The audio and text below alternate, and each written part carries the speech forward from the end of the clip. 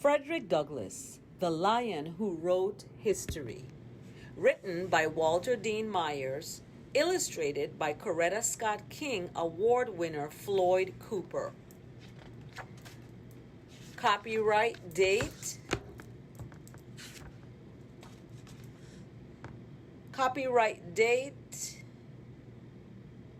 2017 by Walter Dean Myers and the estate of Walter Myers.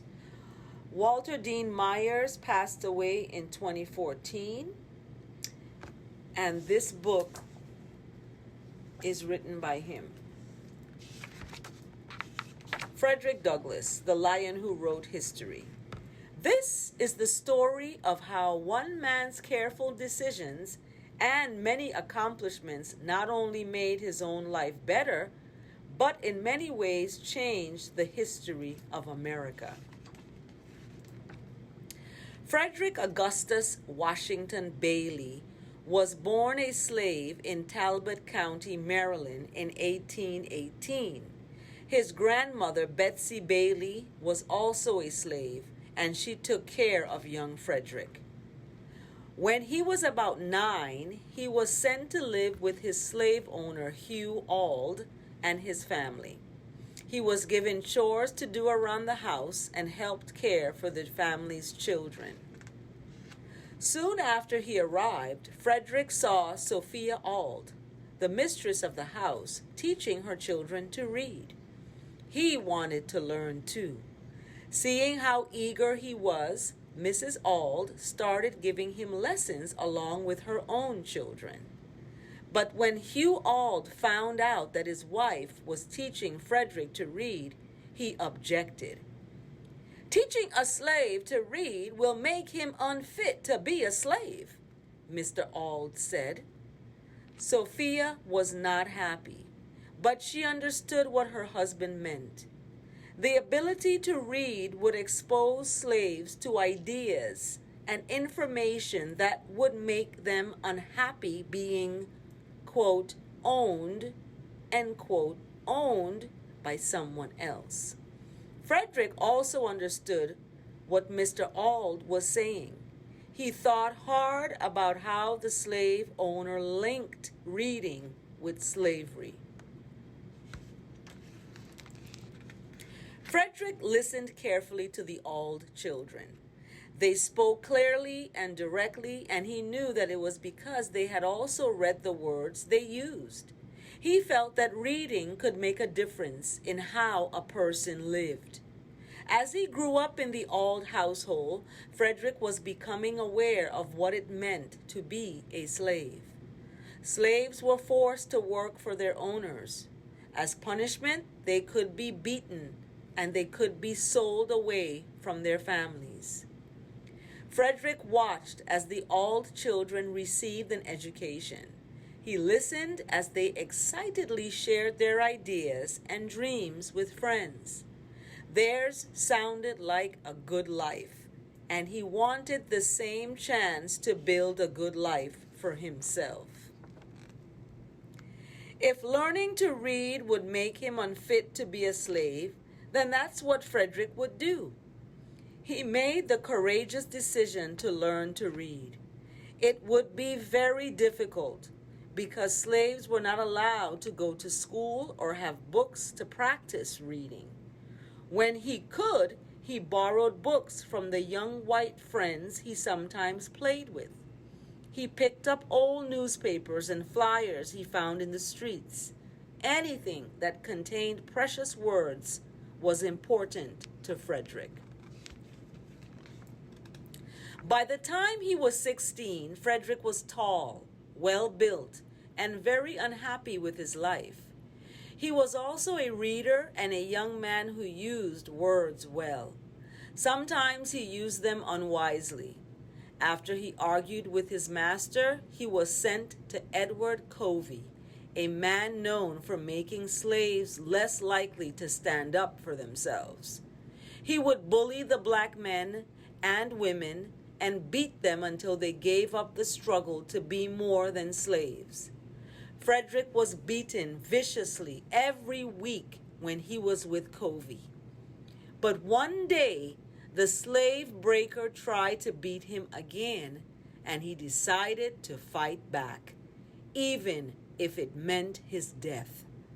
The two men struggled furiously for more than half an hour. In the end, it was Covey who gave up against the now strong Frederick. Covey never tried to beat Frederick again. Frederick was hired out to the shipyards. He became a caulker, a hard job that took strong hands and careful attention as he put tar and heavy cord between the boards of ships to make them waterproof. Most of the money he earned went to his master. But for the first time, Frederick was meeting free black men. Many of them sailed the very ships he was repairing. Free black sailors had always been a problem for slaveholders. They had papers proving they were free and were able to walk around most ports as they chose. The tales of their adventures spread among the enslaved blacks. Frederick listened to them carefully and imagined himself being as free as they were. When he was 19, Frederick fell in love with a free black woman, Anna Murray. But he was a slave and could not be with her as he chose. The lure of freedom became almost unbearable, but to try to escape was a risky business. Slaveholders did not want to lose their precious, quote, property, end quote. When slaves who tried to escape were caught, they were often punished severely. Frederick knew he had to take the chance. In September 1838, Frederick made his move. Using the seaman's papers of a free black sailor and dressing like the sailors he saw on his job, he boarded a train headed north. "I suppose you have your free papers?" the conductor asked him. "No, sir. I never carry my free papers to sea with me," Frederick said. "Here are my seaman's papers." The conductor looked at the papers. "You don't sound as if you're from around here," he said. "I haven't been around here much," Frederick said, holding his breath.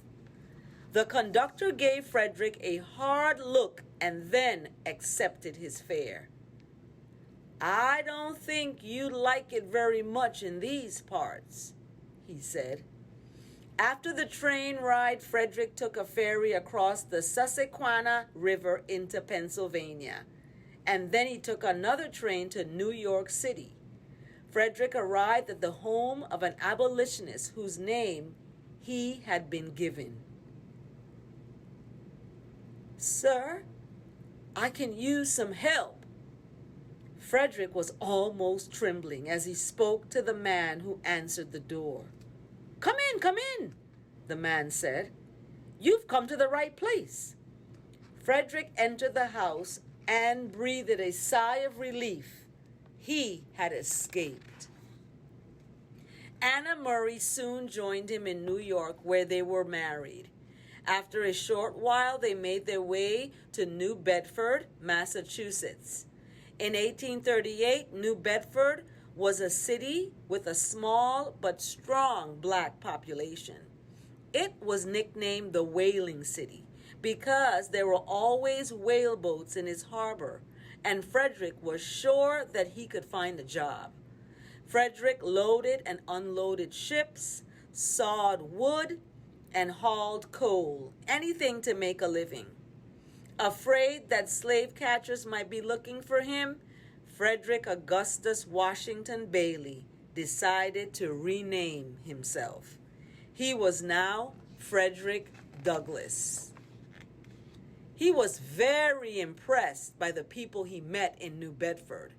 All of them were hardworking sailors or dock workers, and many of them were abolitionists who spoke passionately about the rights of all people. In turn, the abolitionists were impressed by Douglass. Here was a man who could actually tell people what it was like to be a slave. He had been forced to work for his white master. He had been beaten. His sisters had been sold away from the family. Not only could he tell of his experiences, but he could speak with an eloquence that stirred the souls of his audience. Douglass was often asked by the Abolitionist Society to speak at their meetings. Some people who heard him could hardly believe that he had ever been a slave. They wondered if all the black people working in the fields or on southern plantations had the potential of this tall and handsome young man. Douglass was also asked to write the story of his life. In 1845, when he was only 27 years old, his autobiography, Narrative of the Life of Frederick Douglass, an American Slave, was published. Frederick Douglass understood how his speaking helped to bring people into the fight against the evils of slavery and for the equality of all human beings. In 1848, at a convention for women's rights held in Seneca Falls, New York, his powerful speech convinced the male delegates to pass an important amendment demanding that women be allowed to vote. I have never yet been able to find one consideration, one argument or suggestion in favor of man's right to participate in civil government, which did not equally apply to the right of woman, Douglass said. Frederick Douglass spent years speaking for the rights of black people and women. During those years, the differences between the agricultural South, with its cotton, rice, and other crops, and the more industrial North, with its large cities and factories, grew more distinct. In 1859, Frederick Douglass was contacted by John Brown, a militant white abolitionist. John Brown was passionate about freedom. He had heard the language of other abolitionists and saw that for the most part, slaveholders paid no attention to them. "These men are all talk," he said. "What we need is action. Action." In Chambersburg, Pennsylvania, Brown shared his plan with Frederick Douglass. It was risky, but to John Brown, it was a lot more plausible than the do-nothing plans of other abolitionists. If Frederick Douglass would be part of his plan, there would be a great chance of its working. "Here is a chance to put the question to everyone that has ever held a slave and to this country," Brown said to Douglass when they met. Douglass thought hard and carefully. Brown's plan was to capture the federal arsenal at Harper's Ferry and then take the weapons into the hills. "To me, you are entering a perfect steel trap," Frederick said, "and one from which you will not get out of alive." Shortly after their meeting, John Brown led the raid on the arsenal at Harper's Ferry on October 16, 1859. The raiders succeeded in capturing part of the grounds of Harper's Ferry and taking a number of hostages, but in the end, the raid failed, as Douglass thought it would. The conflict between the northern and southern states came to a head in December 1860, when the southern states began to secede from the Union. They decided to form their own country, the Confederate States of America. President Abraham Lincoln ordered American forces, called the Union Army, to put down what he considered simple rebellion and treason. The battles between the North and South went on for 3 long and bloody years, without either side gaining a decisive advantage. The Union Army was made up of white soldiers, with some blacks used as laborers. Douglas urged the Union to enlist black soldiers. In 1863, shortly after the Battle of Gettysburg, he met with President Lincoln and urged the president to enlist black soldiers as equals in the Union Army. "I saw in this war the end of slavery," Douglas declared. "I urged every man of color who could to enlist, to get an eagle on his button, a musket on his shoulder, and the Star-Spangled Banner over his head. The iron gate of our prison stands half open. One gallant rush from the north will fling it wide open, while 4 millions of our brothers and sisters shall march out into liberty." 180,000 black soldiers, many of whom had been born in slavery, joined the Union Army. They helped to defeat the Confederacy in 1865. In 1865, the 13th Amendment to the United States Constitution was enacted to legally end slavery in the United States. The careful and wise decisions made by Frederick Douglass to learn to read, to escape from slavery, to speak out for justice for all Americans, and to aid the Union Army had helped to write American history. Frederick Douglass, born a slave, continued to work and speak for the rights of all Americans. He served the United States government in Washington as well as in Haiti as a consul general. His voice, born in the soft tones of the slave population, truly became a lion's roar. The end.